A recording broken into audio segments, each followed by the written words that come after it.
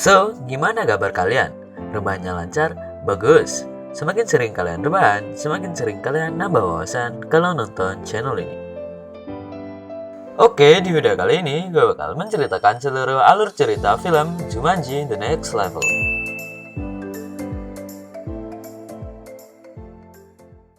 Tapi sebelum itu, subscribe dulu channel ini dan nyalakan lonceng notifikasinya supaya kalian gak ketinggalan video kita yang terbaru.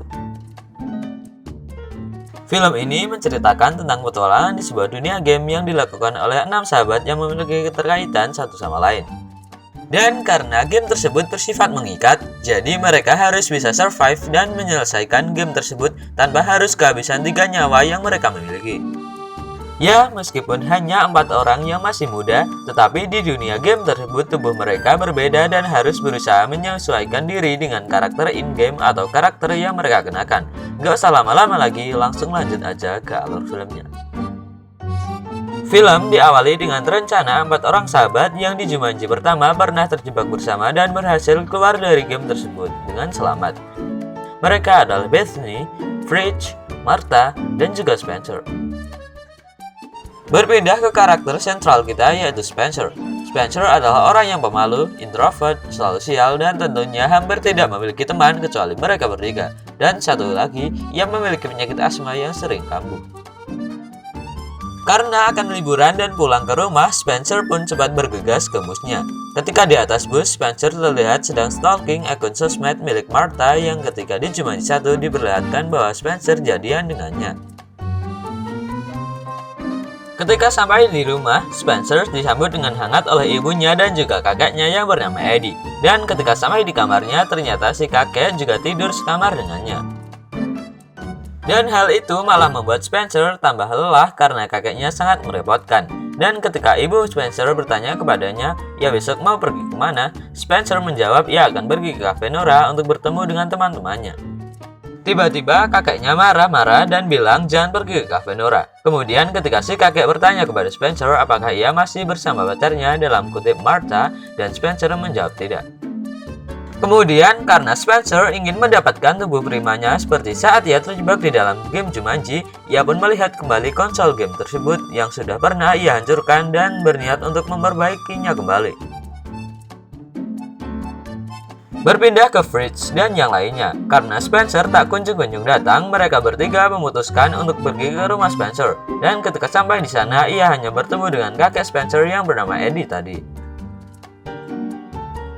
Dan karena sahabat lama kakek Eddie yang bernama Milo masih berada di rumah Spencer, Fridge langsung sadar bahwa mereka berdua sudah dianggap seperti legenda karena orang yang berada di balik suksesnya kedai Nora atau kedai yang baru mereka gunakan adalah Milo dan Eddie.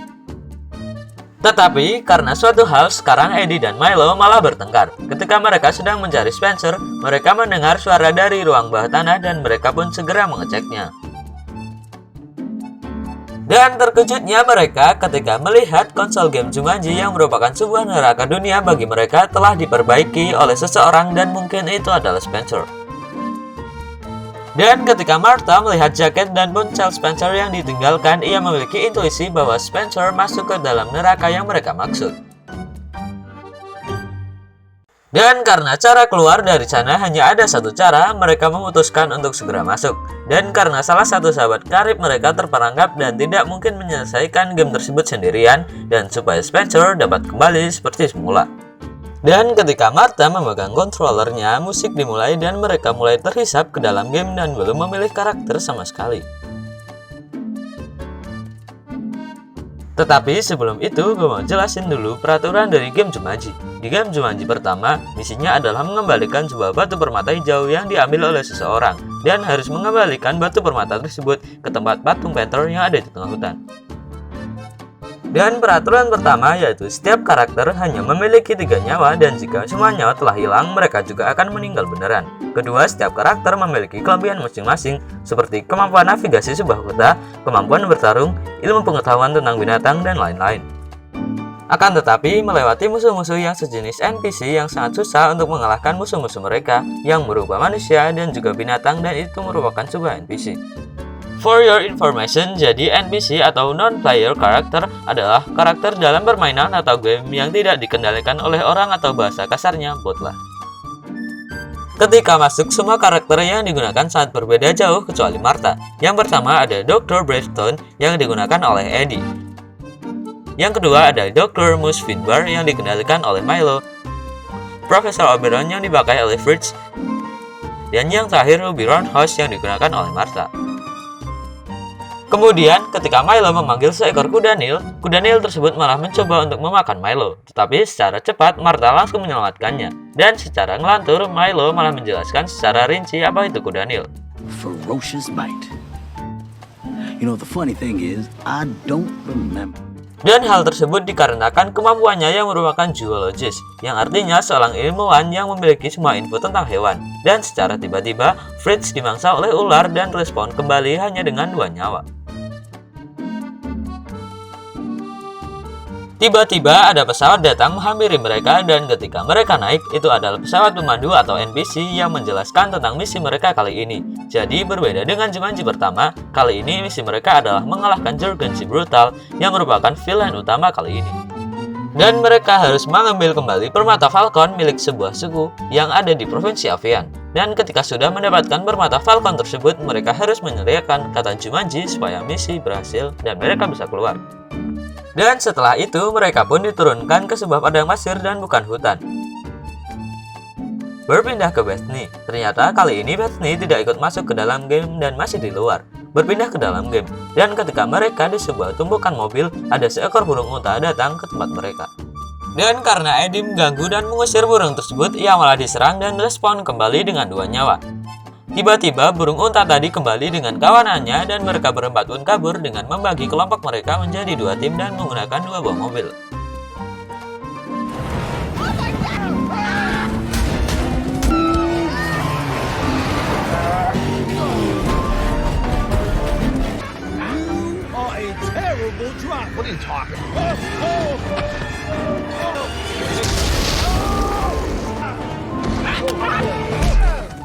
Tetapi ketika di tengah jalan, mobil Martha terbalik dan tidak bisa digunakan. Tetapi Eddie dan Milo memberikan tumpangan kepada mereka berdua.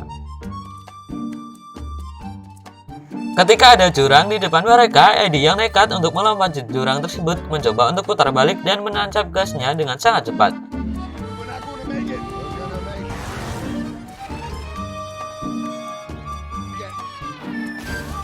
Dan dengan keberhasilan kakek Eddie, mereka pun berhasil melewati level tersebut.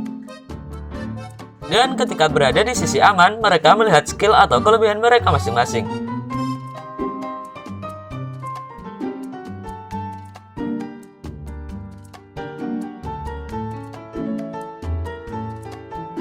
Ketika sore hari, mereka akan melewati level berikutnya yang merupakan sebuah pemukiman. Berpindah ke Bethany. Karena ia tidak bisa masuk ke dalam game, ia pun pergi ke rumah Alex untuk meminta bantuan. Alex adalah salah satu dari rekan mereka yang dulu bertarung bersama dan menyelesaikan misi bersama sehingga mereka bisa keluar dari game tersebut. Kemudian Bethany pun menjelaskan apa yang tengah terjadi. Berpindah ke dalam game. Ketika mereka sudah berada di dalam pemukiman itu, Eddie bertemu dengan seorang wanita yang merupakan NPC dan ingin berbicara dengan nyalain waktu. Kemudian mereka melihat Jurgen ada di sana dan sedang membawa permata yang mereka cari. Tiba-tiba ada seorang wanita yang mencoba mencuri kotak permata tersebut dan secara tidak langsung Eddie menyadari penyakit asma yang diderita sama seperti Spencer. Dan tak lama kemudian Martha menyadari orang itu adalah Spencer. Kemudian Jurgen yang berhasil menangkap Spencer langsung membunuhnya dan ketika respon ternyata Spencer terjebak di karakter perempuan yang memiliki skill mencuri. Akan tetapi nyawa Spencer hanya tinggal 2. Alasan kenapa Spencer memiliki penyakit yang sama dengan dunia nyata karena kelemahan karakter tersebut sama dengan Spencer yang asli. Dan Spencer pun mengajak mereka ke sebuah tempat dan menjelaskan kenapa ia melakukan itu lagi. Dan ternyata alasan ia melakukan itu agar ia bisa menjadi Bravestone lagi dan tapi nyatanya tidak. Dan mereka pun mulai membuat rencana baru. Tiba-tiba wanita NPC tadi datang dan memberitahu mereka bahwa mereka harus segera mengambil permata Falcon sebelum Jurgen membentuk sebuah aliansi yang susah untuk dikalahkan.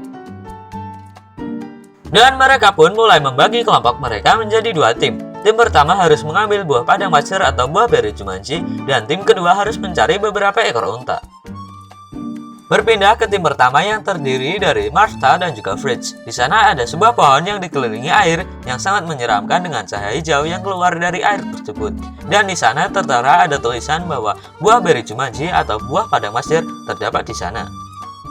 Berpindah ke tim Spencer, mereka pun berhasil masuk kandang unta dengan skill pencuri milik Spencer dan akan tetapi kakek Eddie harus berjaga di luar. Kembali ke tim pertama, Martha pun mencoba parkour dengan skillnya dan ia pun berhasil mendapatkan buah tersebut. Akan tetapi ia tercebur ke dalam air itu.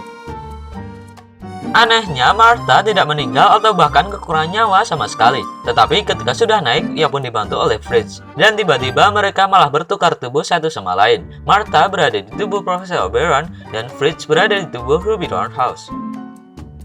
Gimana? Kira-kira apa yang akan terjadi pada mereka? Apakah mereka bisa kembali lagi? Silahkan langsung tonton aja part 2-nya. Sebelum menonton part 2-nya, klik dulu dong like-nya buat video kali ini. Jalan-jalan ke rumah orang pintar sambil tanya-tanya. Langsung klik like dan nyalain lonceng notifikasinya supaya nggak ketinggalan video part 2-nya. Bye-bye.